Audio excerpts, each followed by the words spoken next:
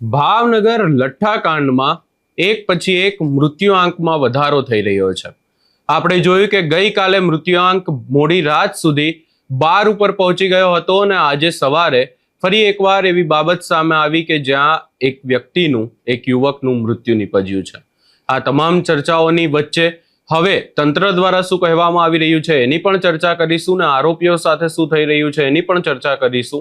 નમસ્કાર, હું છું ઉજ્જવલ અને આપ જોઈ રહ્યા છો નિર્ભય ન્યૂઝ। ભાવનગર લઠ્ઠાકાંડને લઈને એક પછી એક મૃત્યુઆંક વધી રહ્યો છે, પરંતુ અહીંયા સવાલ એ જ થઈ રહ્યો છે કે આ આખી ઘટનાને લઈને જવાબદેહી શું છે? જવાબ આપશે કોણ?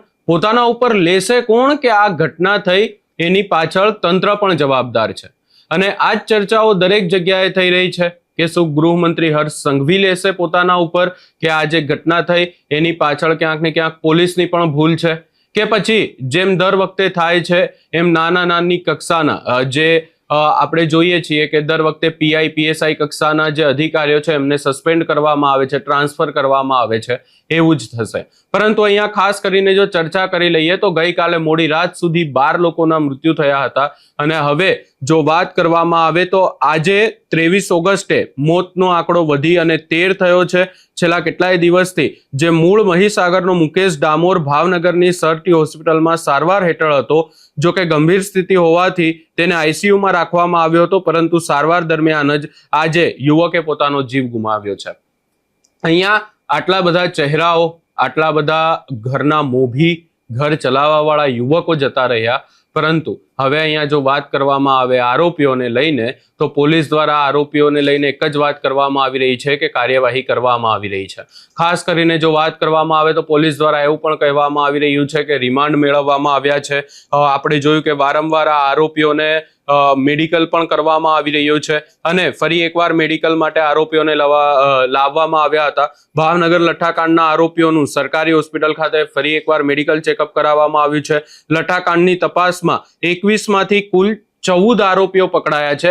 આના પહેલા 13 હતા અને હવે વધુ એક આરોપી પકડાયો હોવાની વાત સામે આવી છે, એટલે 14 આરોપીઓ પકડાયા છે ને જેમના 10 દિવસના રિમાન્ડ ભાવનગર કોર્ટ દ્વારા મંજૂર કરવામાં આવ્યા છે। રિમાન્ડના બીજા દિવસે લઠ્ઠાકાંડના 14 આરોપીઓને મેડિકલ ચેકઅપ માટે લવાયા હતા અને મુખ્ય આરોપી ગૌતમ સોલંકી તેમજ તેનો સાગરીત રહીસ અંસારી સહિતના તમામ આરોપીઓનું મેડિકલ ચેકઅપ કરાવવામાં આવ્યું છે અને ત્યાંથી જે દ્રશ્યો સામે આવ્યા એના ઉપર પણ એકવાર નજર કરી લઈએ। ડીએસપી ઓફિસ આવેલી છે, ડીએસપી ઓફિસના જે સેરોલ જે ઓફિસ આવેલી છે ત્યાં તેનું છે તે મેડિકલ ચેકઅપ કર્યા બાદ ત્યાં તેનું તપાસ અર્થે લઈ જવામાં આવે છે અને પાલિકાના જે કર્મચારીઓ છે તેમને પણ સસ્પેન્ડ કરી દેવામાં આવ્યા છે। આગામી સમયમાં સ્ટેટ મોનિટરિંગ સેલ દ્વારા હવે તપાસ ચાલુ કરવામાં આવશે અને આરોપીને પણ અત્યારે છે તે લાવી રહ્યા છે। આ કોણ આરોપી છે? તમામ આરોપીના એક પછી એક છે આરોપી છે તે તેમના મોઢા છે એક પછી એક આરોપી લઈ આવ્યા।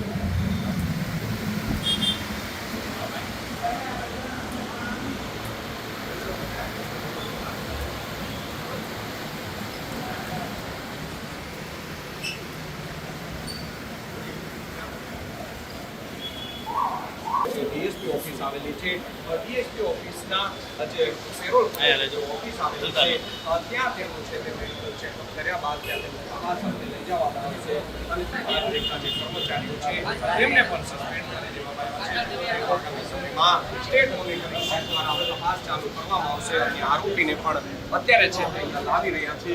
આ કોણ આરોપી છે? તમામ આરોપીના એક પછી એક છે આરોપી છે તે તેમના મોઢા છે એક પછી એક આરોપી લઈ આવ્યા।